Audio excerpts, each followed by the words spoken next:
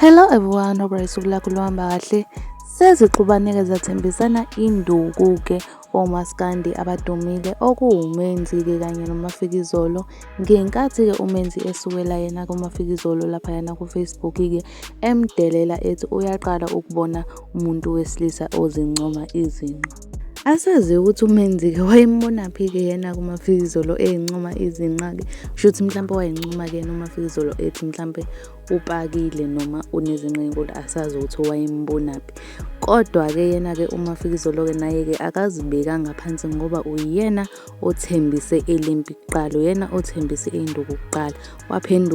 Waphendula-ke yena-ke uMafikizolo wathi bangahlangana bahlobane ngenqindo, okusho kona ukuthi uMafikizolo ubesecacisa lapho ukuthi uMenzi-ke akamsabi, bahlangane njengey'nsizwa-ke bazwana amandla baye kule bekhuluma njengabantu besifazane. So iyona-ke le post le engikhuluma ngayo-ke le kade iposte khona laphayana-ke ko-Facebook-ke.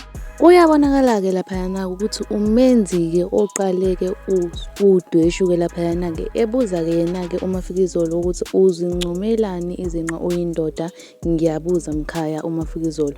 uMafikizolo-ke wathi-ke asihlangane kwamxhawule sihlobane ngenqindi mkhaya. uMenzi wathi-ke unganya mkhaya-ke wase wabuza-ke yena kuMafikizolo ukuthi wawungibonaphi mkhaya ngezincoma izinqa, wawungifunani? So-ke uMenzi-ke sisho-ke kufanele ngempela asitshele ukuthi wayembonaphi noma wayemzwaphi-ke ezincoma ngempela izinqa noMafikizolo. Sonke siyafisa ukwazi ukuthi wayithathaphi lento ayikhulumayo ibe nobufakazi, ngoba asikaze, mina-ke angikaze ngimuzwe yena-ke uMafikizolo eyincoma esho njalo. But-ke siyivala lana-ke ividiyo namhlanje, siyibeka ungqi.